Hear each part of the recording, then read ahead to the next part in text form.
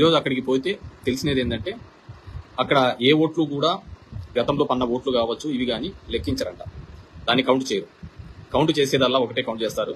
అది ఏంది కౌంట్ చేస్తారు అంటే ఆ వీవీప్యాట్లన్నీ ఇప్పటికే తీసేసినారు. ఏ పార్టీకి ఎన్ని పన్నాయి అనేది మనకు కనపడుతుంటది కదా, అవన్నీ ఇప్పుడు లేవంట దాంట్లో. అదేవిధంగా ఆ ఈవీఎంలన్నీ క్లీన్ చేసి ఎవరికి ఎన్ని పన్నాయి కొత్తగా మనల్ని ఏమంటారు మాక్పోలి అంటే వేసి ఎవరికి ఎన్ని పడినాయి, ఎవరికి ఎన్ని పర్లేదు, ఎవరికి ఎన్ని పన్నాయి, ఎవరికి ఎన్ని పర్లేదు అనేది కౌంట్ చేసే కార్యక్రమం చేయడం జరుగుతుంది అనమాట.